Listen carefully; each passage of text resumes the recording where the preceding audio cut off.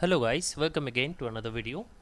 And as done in the previous two parts, we have completed set theory, and in this part we are going to learn about probability. So giving an introduction to probability, in this section we are just going to learn the classical definition of probability and how to actually use it. So introduction to probability, right? Okay. So this is the notation that we are going to use to denote the probability of a set A. So I'll just write it down for more clarification that this denotes that it is probability of the set or sometimes the event A. Now we need to be clear on some definitions first. The probability is basically a function which goes from one set and it gives you a number. So the probability is basically denoted by P. It's a function which goes from some set D to the real numbers R. So in order to actually simplify this, we can also say that the probability of a set gives you a number between 0 and 1, but we shall prove it in the meantime how to do that. So first we define that given a sample space, which is also a set, but it is basically the collection of all such events that may occur, we denote it by S, and there is a set A which is a subset of S. Then we call the probability as follows. We call probability of A is equals to number of elements in A divided by number of elements in S. Of course, when A and S are both finite and countable, then only we are going to use this definition of classical probability, otherwise it's actually not defined.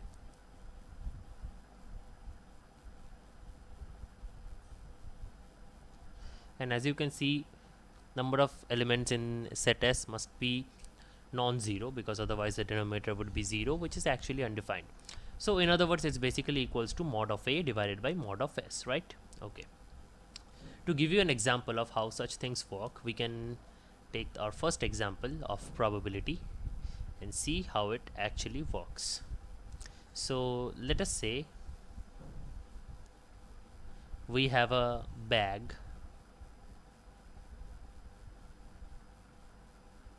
where there are like two kinds of balls. Okay, so there are 5 red balls and 5 blue balls. Okay, what is the probability? What is the probability of getting a red ball?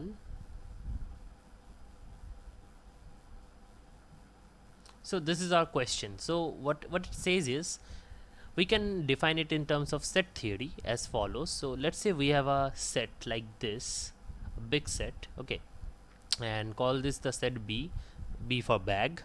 And in this we have, like, let me do it is in colors, which is more convenient, I think. So we have like this 5 red balls, 1 2 3 4 5, and we also have like 5 blue balls, which is like this 1 2 3 4 5, and we are going to make a selection out of this 10 balls in the bag, and we want to know what is the probability of getting a red ball. Now first of all, we want to find what is the sample space. So the sample space is the list of all the events that can occur during the experiment. So what is the experiment here?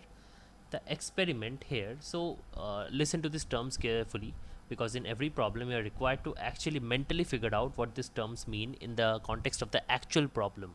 So here the experiment is basically picking a ball, right? The experiment is what you're going to do. So you're going to pick a ball. So the experiment is picking a ball. What is the event? The event is a red ball or a blue ball. So a red ball can either come out of the bag or a blue ball, right? So a red ball or blue ball. So in every pick, the answer could be a red ball or a blue ball. So how many? What is the sample space here basically? The sample space here is basically you can have a red ball R in the another R like this 5 R's, or you can have like blue balls, right? And all of these events are equally likely. They are what? Equally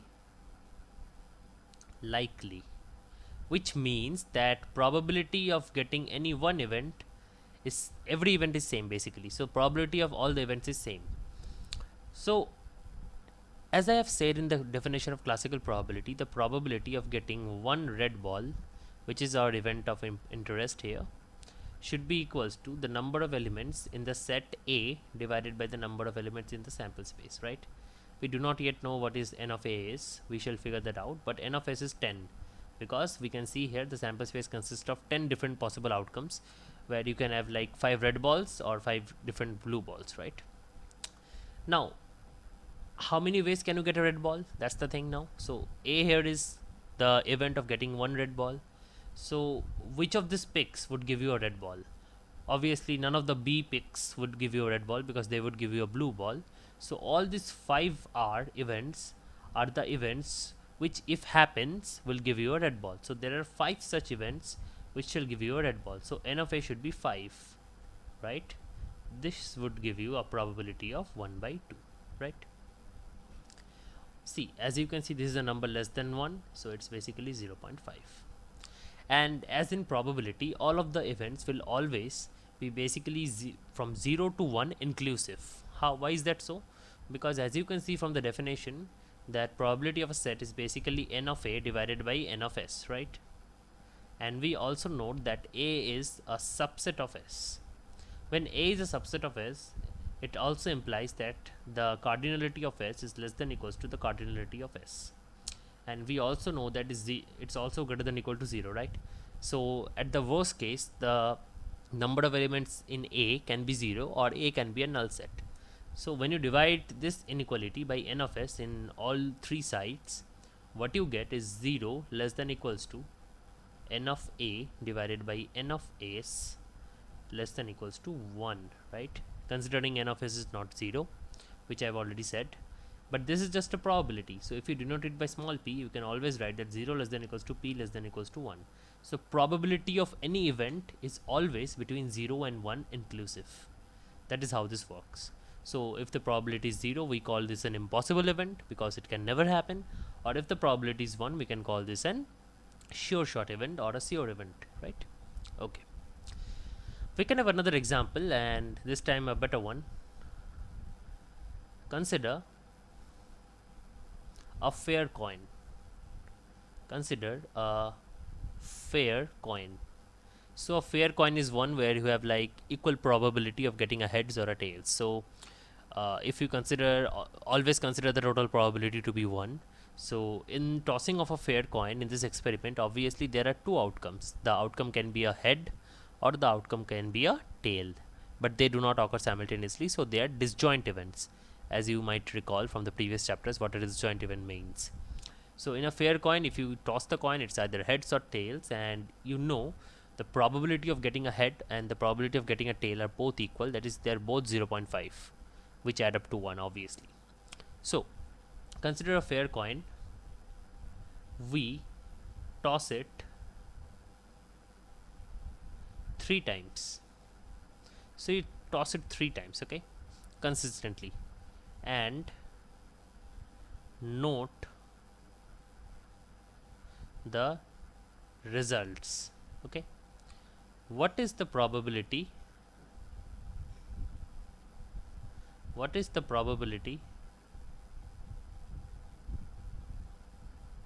of getting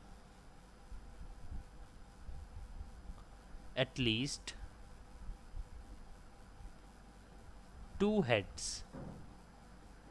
So this is a fair question, and it's to be honest a little bit advanced than the scope of our current lecture, but using what you have learned already we can actually solve it.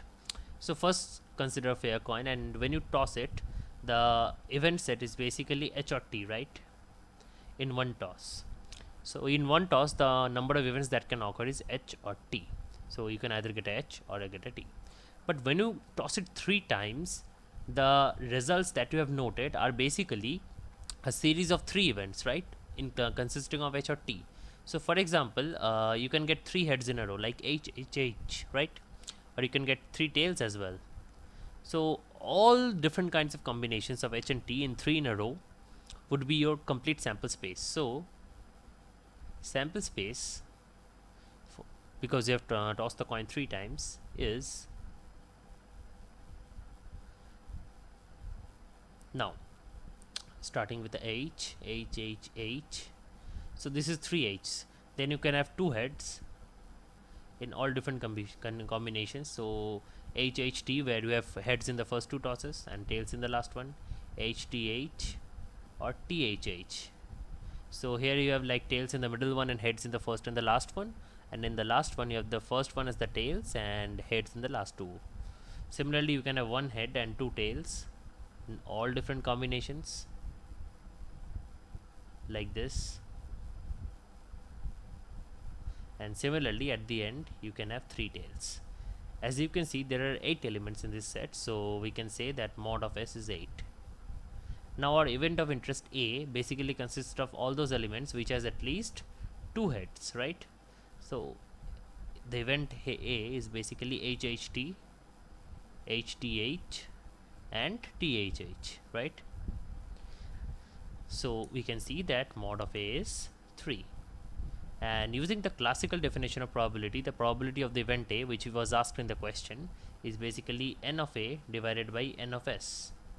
So n of A we know is mod A, n of S is we know is mod S, and this gives us 3 divided by 8, which is the answer. So I hope this actually is clear to you, that how to actually solve this kind of problems. We will be covering a lot more examples, and this is just the beginning of showing how strong the classical theorem for probability can be. Of course, we will be punching in a lot of laws like algebraic manipulations and equations and quadratic stuffs, but even though if you have your basics cleared, each and every problem in classical probability can be a tough nut to crack, but if known properly you can do it. And this definition, this way of visualizing it using the sets really comes in handy.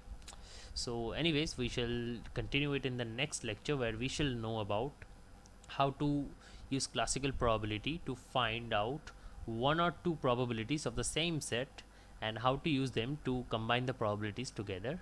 And we shall know more about independence, cardinality, laws of total probabilities, and more. And be sure to download the Breeder Maths app, which is a mathematical app for all statistical calculators, and the notes regarding to this videos and the video solutions, all of them would be available also inside the app and also on the YouTube channel. Please do see that. So thank you. We'll see you in the next lecture.